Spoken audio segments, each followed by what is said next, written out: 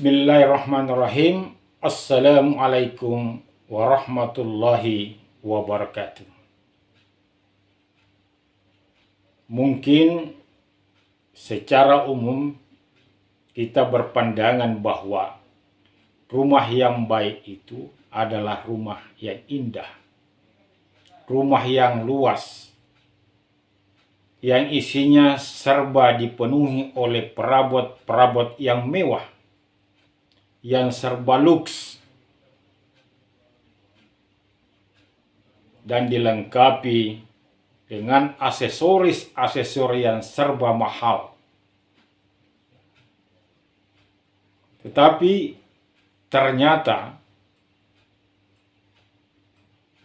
pandangan kita tentang rumah yang baik berbeda dengan pandangan Allah Subhanahu wa taala menurut Rasulullah sallallahu alaihi wasallam. Dalam hadis Rasulullah sallallahu alaihi wasallam yang diriwayatkan oleh Imam Baihaqi, hadis bersumber dari Umar, Rasulullah sallallahu alaihi wasallam bersabda, "Ahabbu buyutikum ilallah baitum fihi yatimun mukramun." Rumah yang disenangi oleh Allah, rumah yang disukai oleh Allah, rumah yang dicintai oleh Allah, rumah yang diredai oleh Allah Subhanahu wa taala adalah rumah yang di dalamnya terdapat anak yatim yang dimuliakan. Jadi bertitik tolak dari hadis tersebut di atas, ternyata Allah berpandangan tidak sama dengan pandangan manusia pada umumnya. Bahwa dalam hadis tersebut yang Rasulullah sallallahu alaihi wasallam sampaikan bahwa menurut pandangan Allah Subhanahu wa taala, rumah yang baik adalah rumah yang di dalamnya terdapat anak yatim piatu, anak yatim yang dimuliakan, yang dididik, dipelihara seperti anak kita sendiri, agar masa depannya cerah, masa depannya bagus, dapat menjadi generasi rebani ke depan. Jadi rumah yang baik dalam pandangan Allah bukan rumah yang indah, yang mewah, yang serba luks isinya, yang aksesorisnya serba mahal. Tetapi rumah yang ada anak yatim dipelihara di dalamnya. Itulah rumah yang baik, yang diridhoi oleh Allah, yang diberkahi oleh Allah, yang dicintai oleh Allah, yang disenangi oleh Allah Subhanahu wa taala.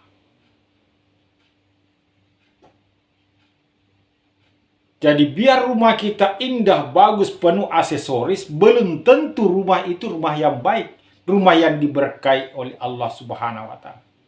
Apalagi kalau rumah tersebut dibangun dengan dana-dana yang tidak jelas, dana yang bersumber dari hak orang lain, dana yang diperoleh dengan cara-cara yang tidak halal, walaupun isinya mewah dan serba luks.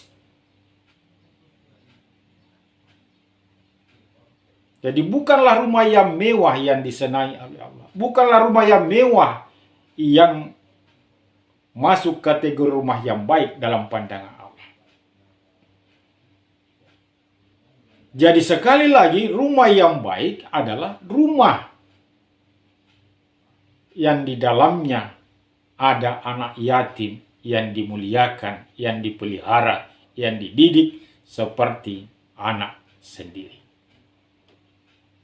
Oleh karena itu, marilah kita berlomba-lomba mendidik dan memelihara anak yatim, dimasukkan di dalam rumah kita untuk kita pelihara dengan baik sebagaimana anak kita sendiri. Jadi intinya rumah yang baik adalah rumah yang di dalamnya ada anak yatim yang dimuliakan, yang diberkahi. Jadi kalau kita punya rumah mewah, langkah lebih baiknya lagi agar rumah itu diberkahi dan diridhai Allah oleh Allah Subhanahu wa taala. Mari kita masukkan anak yatim. Kita pelihara, dididik dengan baik. Di samping itu, kita juga akan terbebas dari manusia yang termasuk kategori mendustakan agama.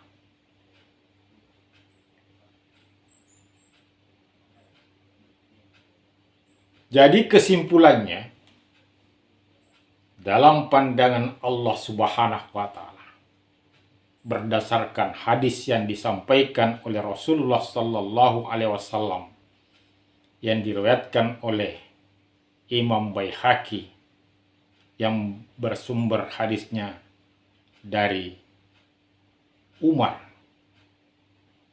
bahwa rumah yang baik, rumah yang mulia, rumah yang diberkahi adalah rumah yang terdapat anak yatim yang dimuliakan di dalamnya. Maka marilah kita berusaha semaksimal kemampuan kita untuk memasukkan ke dalam rumah kita anak-anak yatim, agar rumah kita diberkahi oleh Allah, dicintai oleh Allah Subhanahu wa taala. Dan dalam hadis lain, anak-anak yatim yang kita pelihara dengan baik sebagaimana anak kita sendiri, maka harapan-harapan kita, cita-cita kita, keinginan kita akan dimudahkan oleh Allah Subhanahu wa taala untuk mencapainya. Demikian yang dapat kami sampaikan. Mudah-mudahan ada manfaatnya. Wabillahi taufik wal hidayah. Wassalamualaikum warahmatullahi wabarakatuh.